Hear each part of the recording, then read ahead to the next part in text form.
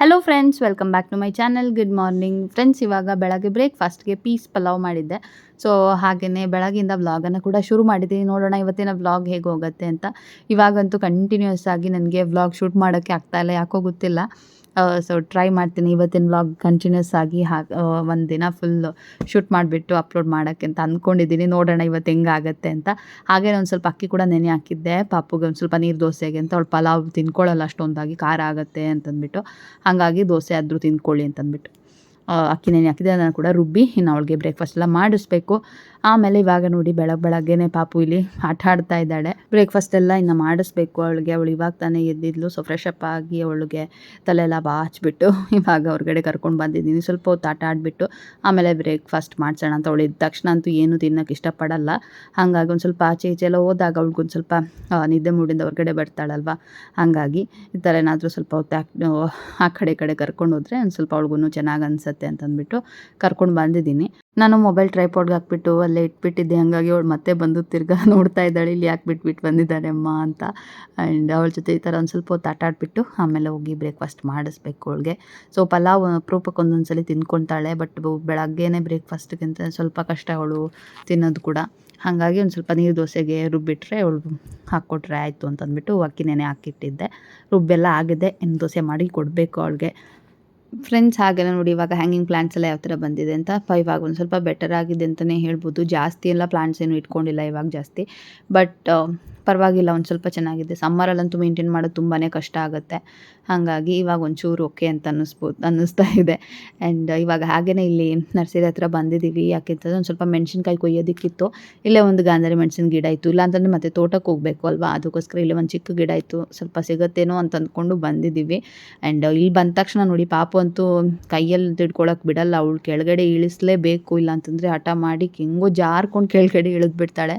ಯಾಕಂತಂದರೆ ಈ ಥರ ತರಲೆ ಮಾಡೋಕ್ಕೆ ಹೇಳಿದ ಮಾತೇ ಕೇಳಲ್ಲ. ಇಲ್ಲಿ ಬಂದಿದ್ದ ತಕ್ಷಣ ನೋಡಿ ಹೇಳಿದ ಒಂದೇ ಕೇಳಲ್ಲ ಅವಳು. ಹಾಗೆ ಇನ್ನು ಇಲ್ಲಿ ನಿಲ್ಲಿಸಿದ್ರೆ ತುಂಬ ಡೇಂಜರು, ಅವಳೆಲ್ಲನೂ ಕಿತ್ತಾಕ್ಬಿಡ್ತಾಳೆ. ಅದಕ್ಕೋಸ್ಕರ ನಾನು ಬೇಗ ಮೆಣಸಿನ್ಕಾಯಿ ಎಲ್ಲ ಕೊಯ್ದುಬಿಟ್ಟು ಹೋಗ್ಬೇಕು ಇವಾಗ. ಇಲ್ಲೊಂದು ಸ್ವಲ್ಪನೇ ಸಿಕ್ತು ಆ್ಯಕ್ಚುಲಿ, ಮತ್ತು ತೋಟದಿಂದ ತೊಗೊಂಡು ಬರೋದಕ್ಕೆ ಕೇಳಬೇಕು. ಆ್ಯಂಡ್ ಪುಟ್ಟು ಗಿಡ ಅಲ್ವಾ, ಲಾಸ್ಟ್ ಟೈಮ್ ಒಂದ್ಸಲ ಇಲ್ಲಿಂದ ಕೊಯ್ದಿದ್ದೀನಿ, ಮುಗ್ದೋಗ್ಬಿಟ್ಟಿದೆ. ಇನ್ನು ಆಗಬೇಕು ಇದರಲ್ಲಿ. ಸ್ವಲ್ಪ ಸಣ್ಣದಿತ್ತು, ಅದು ಅಷ್ಟಿದ್ದರೆ ಅಷ್ಟೊಂದು ಖಾರ ಇರಲ್ಲ. ಆ್ಯಂಡ್ ಈ ಗಾಂಧಾರಿ ಮೆಣಸಂತೂ ತುಂಬಾ ಒಳ್ಳೆಯದು ಆಯಿತಾ, ಕೊಲೆಸ್ಟ್ರಾಲ್ಗೆಲ್ಲ ತುಂಬ ಒಳ್ಳೆಯದು ಅಂತ ಹೇಳ್ತಾರೆ. ಆ್ಯಂಡ್ ಇದು ತುಂಬ ಸ್ಪೈಸಿಯಾಗಿರುತ್ತೆ ಕೂಡ, ಟೇಸ್ಟು ಕೂಡ ಅಷ್ಟೇ ಚೆನ್ನಾಗಿರುತ್ತೆ. ಒಂಥರ ಸ್ಮೆಲ್, ಆ್ಯಕ್ಚುಲಿ ಹೇಳಬೇಕಂದ್ರೆ ಸ್ಮೆಲ್ ತುಂಬ ಚೆನ್ನಾಗಿರುತ್ತೆ. ಮಜ್ಜಿಗೆಗೆಲ್ಲ ಹಾಕ್ಕೊಂಡು ಕುಡಿದ್ರೆ ಅಂತೂ ಸೂಪರಾಗಿರುತ್ತೆ. ಆ್ಯಂಡ್ ಬನ್ನಿ ಇವಾಗ ಇದನ್ನೆಲ್ಲ ಕೊಯ್ಕೊಂಡು ಹೋಗಿ ಆಮೇಲೆ ಮತ್ತೆ ವ್ಲಾಗ್ ಕಂಟಿನ್ಯೂ ಮಾಡ್ತೀನಿ. ಫ್ರೆಂಡ್ಸ್ ಇವಾಗ ಒಂದು ಸ್ವಲ್ಪ ಗಾರ್ಡನಿಂಗ್ ಕಡೆ ಬಂದಿದ್ದೀನಿ. ಯಾಕೆ ಅಂತಂದರೆ ಸ್ವಲ್ಪ ಟೆರೇಸಲ್ಲಿ ಒಂದು ಸ್ವಲ್ಪ ಕಂಬ ಎಲ್ಲ ಇದೆಯಲ್ವ, ಅಲ್ಲೆಲ್ಲ ಒಂದು ಸ್ವಲ್ಪ ಮಾರ್ನಿಂಗ್ ಗ್ಲೋರಿ ಅಂತ ಒಂದು ಗಿಡ ಬರುತ್ತೆ, ಬಳ್ಳಿ ಆ್ಯಕ್ಚುಲಿ ಅದು. ಅದನ್ನು ಹಾಕೋಣ ಅಂತ ಅಂದ್ಕೊಂಡು ಸೀಡ್ಸ್ ಆರ್ಡರ್ ಮಾಡಿ ಆಲ್ಮೋಸ್ಟ್ 1 ಮಂತ್ ಮೇಲಾಗಿದೆ ಸೀಡ್ಸ್ ಬಂದುಬಿಟ್ಟು.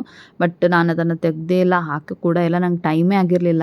ಬಟ್ ಇವತ್ತು ಒಂದು ಸ್ವಲ್ಪ ಫ್ರೀ ಇದೆ, ಹಾಗಾಗಿ ಇವಾಗ ಅದನ್ನು ಮಾಡೋಣ ಅಂತಂದ್ಬಿಟ್ಟು ಫೈನಲಿ ಇವಾಗ ಹಾಕೋಣ ಅಂತ ಕೂತಿದ್ದೀನಿ ಇಲ್ಲಿ.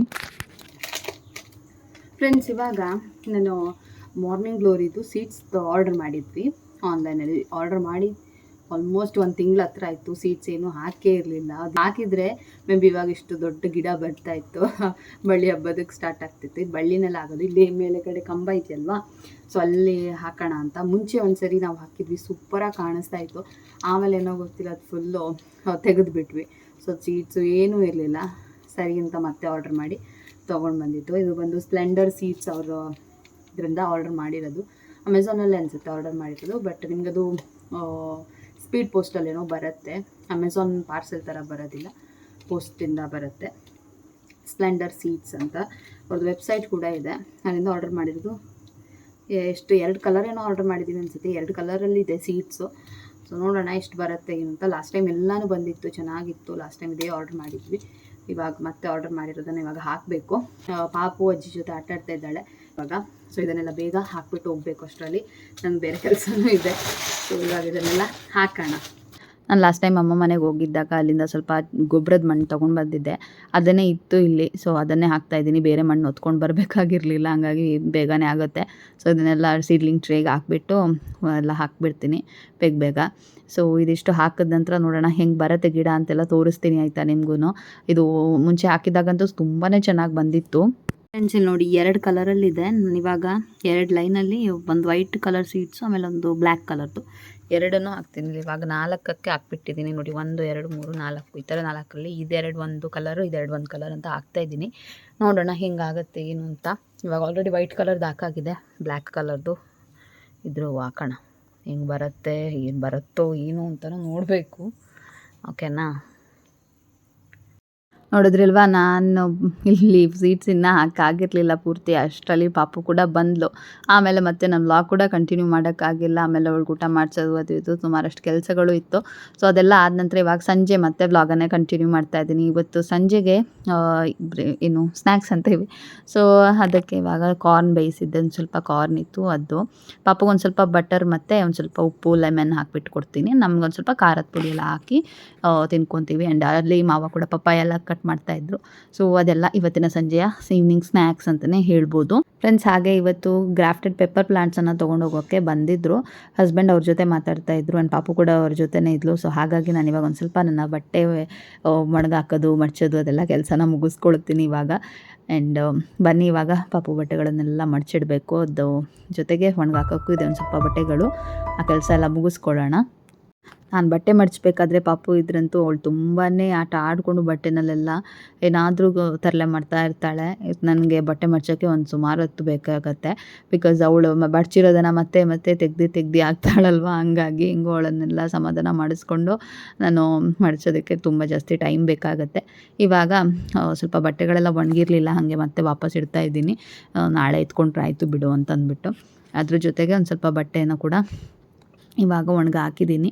ಸೊ ಈ ಥರ ಸಂಜೆ ಹೊತ್ತು ಕೆಲಸಗಳಿರುತ್ತೆ ಅಲ್ವಾ ಸುಮಾರಷ್ಟು, ಅದೆಲ್ಲ ಮಾಡ್ತಾ ಇದ್ದೀನಿ. ಫ್ರೆಂಡ್ಸ್, ನೀವು ಯಾರಾದರೂ ಇನ್ನು ಚಾನಲ್ನ ಹೊಸದಾಗಿ ನೋಡ್ತಾ ಇದ್ದರೆ ಪ್ಲೀಸ್ ಸಬ್ಸ್ಕ್ರೈಬ್ ಮಾಡ್ಕೊಳ್ಳಿ. ವಿಡಿಯೋಸ್ ಇಷ್ಟ ಆಗ್ತಾಯಿದೆ ಅಂತಂದರೆ ಲೈಕ್ ಶೇರ್ ಕಮೆಂಟ್ ಮಾಡಿ. ಆ್ಯಂಡ್ ನಿಮ್ಮ ಫ್ಯಾಮಿಲಿ ಫ್ರೆಂಡ್ಸ್ ಎಲ್ಲರ ಜೊತೆ ಶೇರ್ ಮಾಡೋದನ್ನು ಕೂಡ ಮರಿಬೇಡಿ. ಫ್ರೆಂಡ್ಸ್, ಎಲ್ಲ ಕೆಲಸ ಆಯಿತು. ಬಟ್ಟೆ ಒಂದು ಮಡಚಬೇಕು ಇವಾಗ ಹೋಗಿ. ಪಾಪು ಅಪ್ಪನ ಜೊತೆ ಹೋಗಿದ್ದಾಳೆ, ಅಲ್ಲಿ ಬಂದಿದ್ರಲ್ವ ಪೆಪ್ಪರ್ ಗಿಡ ತೊಗೊಂಡು ಹೋಗೋಕ್ಕೆ. ಸೊ ಅವ್ರ ಜೊತೆ ಮಾತಾಡ್ತಾ ಹೊರಗಡೆ ಇದ್ದಾಳೆ. ಸೊ ಆಲ್ರೆಡಿ ಅವರು ಹೊರಟರು. ಸೊ ನಾನಿನ್ನ ಬಟ್ಟೆ ಮಡ್ಚ್ಕೊತೀನಿ. ಸೊ ಪಾಪು ಬರ್ತಾಳೆ ಅಷ್ಟರಲ್ಲಿ. ಫ್ರೆಂಡ್ಸ್, ಇವಾಗ ಬೇಗ ಬೇಗ ಬಟ್ಟೆ ಎಲ್ಲ ಮಡಚಿ ಎತ್ತಿಟ್ಕೊಳ್ತೀನಿ. ಆ್ಯಂಡ್ ಅಷ್ಟರಲ್ಲಿ ನಾನು ಕೂಡ ಒಂದು ನಿಮಗೆ ರೆಸಿಪಿನ ಶೇರ್ ಮಾಡ್ತೀನಿ. ರೆಸಿಪಿ ನಿಮಗೆ ಒಂದು ಕ್ವಿಕ್ಕಾಗಿ ಒಂದು ಸ್ವೀಟ್ ರೆಸಿಪಿನ ಶೇರ್ ಮಾಡ್ತಾ ಇದ್ದೀನಿ. ನಾನು ಕೂಡ ಸ್ವೀಟ್ ಎಲ್ಲ ನಂಗೆ ಅಷ್ಟಾಗಿ ಮಾಡಿ ಅಭ್ಯಾಸ ಇಲ್ಲ, ಬಟ್ ಇವತ್ತೊಂದು ಸ್ವೀಟ್ ರೆಸಿಪಿನ ಶೇರ್ ಮಾಡ್ತೀನಿ. ಬನ್ನಿ ನೋಡೋಣ ಹೆಂಗಿರುತ್ತೆ ಏನು ರೆಸಿಪಿ ಅಂತ. ಫ್ರೆಂಡ್ಸ್, ಇವಾಗ ಒಂದು ದಪ್ಪ ತಳದ ಬಾಣಲಿ ತೊಗೊಂಡಿದ್ದೀನಿ. ಸ್ವೀಟ್ ಮಾಡಬೇಕಾದ್ರೆ ಸ್ವಲ್ಪ ದಪ್ಪ ತಳದ ತೊಗೊಂಡ್ರೆ ಸ್ವಲ್ಪ ಚೆನ್ನಾಗಾಗುತ್ತೆ. ಇಲ್ಲ ಅಂತಂದರೆ ತುಂಬ ಬೇಗ ಕಪ್ಪಗಾಗುತ್ತೆ ಬಾಣಲಿ ಎಲ್ಲ. ಅದಕ್ಕೋಸ್ಕರ ಇದಕ್ಕೊಂದು 2 ಸ್ಪೂನ್ ಆಗೋವಷ್ಟು ತುಪ್ಪ ಹಾಕ್ಕೊಂಡಿದ್ದೀನಿ. ಈ ತುಪ್ಪಕ್ಕೆ ಒಂದು ಸ್ವಲ್ಪ ಬಾದಾಮಿ, ಒಂದು ಸ್ವಲ್ಪ ಗೋಡಂಬಿನ ಸಣ್ಣದಾಗಿ ಕಟ್ ಮಾಡಿ ಸೇರಿಸ್ಕೊಳ್ತಾ ಇದ್ದೀನಿ. ಫಸ್ಟ್ ಇದನ್ನು ಹುರ್ಕೊಳ್ಳೋಣ ಸ್ವಲ್ಪ ಕೆಂಪು ಬಣ್ಣ ಬರೋ ತನಕ. ಅದು ಚೆನ್ನಾಗಿ ಫ್ಲೇವರ್ ಕೊಡುತ್ತೆ. ಆ್ಯಂಡ್ ಒಣ ದ್ರಾಕ್ಷಿ ಇದ್ರೂ ಕೂಡ ಸೇರಿಸ್ಕೋಬೋದು. ಇವತ್ತು ನಾನು ಮಾಡ್ತಾ ಇರೋ ಸ್ವೀಟ್ ಬಂದು ಕೇಸರಿ ಬಾತ್ ಅಂತಲೂ ಹೇಳ್ಬೋದು, ಕ್ಷೀರ ಅಂತಲೂ ಹೇಳ್ಬೋದು. ಅದು ಬಂದು ಶಾವಿಗೆಯಿಂದ ಮಾಡ್ತಾ ಇರೋದು.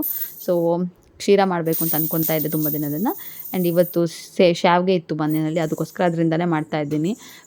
ರವೆ ಕೂಡ ಖಾಲಿ ಆಗಿಬಿಟ್ಟಿತ್ತು, ಹಂಗಾಗಿ ಇದ್ರಲ್ಲೇ ಮಾಡೋಣ ಅಂತಂದ್ಬಿಟ್ಟು ಇದ್ರಲ್ಲಿ ಮಾಡ್ತಾಯಿದ್ದೀನಿ. ಸೊ ನಾನು ಫಸ್ಟ್ ಟೈಮ್ ಮಾಡ್ತಾ ಇರೋದು, ಹೆಂಗೆ ಬರುತ್ತೋ ಗೊತ್ತಿಲ್ಲ, ಟ್ರೈ ಮಾಡ್ತಾಯಿದ್ದೀನಿ.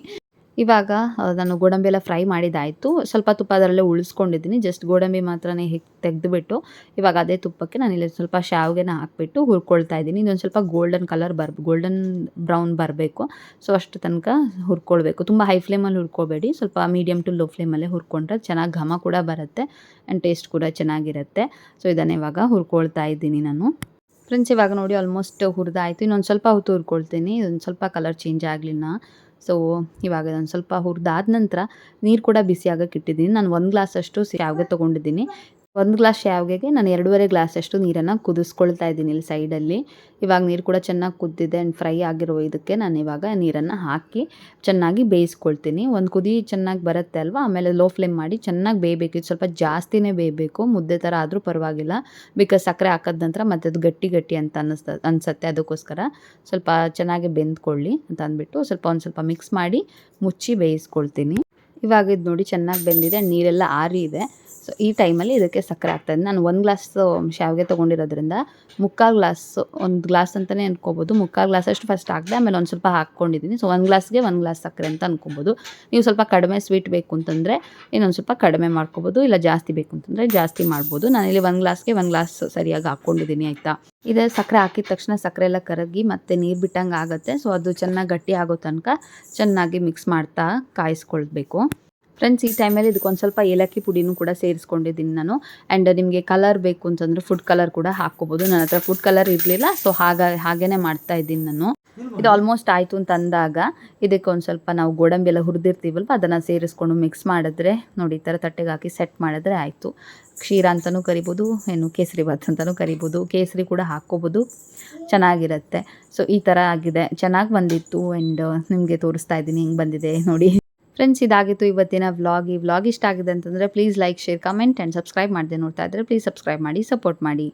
ಸಿಗೋಣ ಇನ್ನೊಂದು ವಿಡಿಯೋದೊಂದಿಗೆ. ಅಲ್ಲಿ ತನಕ take care and bye. Thanks for watching. Friends, ನೀವು ನಮ್ಮ ಇನ್ನೊಂದು ಚಾನಲ್ ಲೈಫ್ ಅಟ್ ಪರ್ಟಿಕಲ್ ಫಾರ್ಮ್ಸನ್ನು ನೋಡಿಲ್ಲ ಅಂತಂದರೆ ನೋಡಿ, ವಿಡಿಯೋಸ್ ಇಷ್ಟ ಆದರೆ ಲೈಕ್ ಮಾಡಿ, ಸಬ್ಸ್ಕ್ರೈಬ್ ಮಾಡಿ.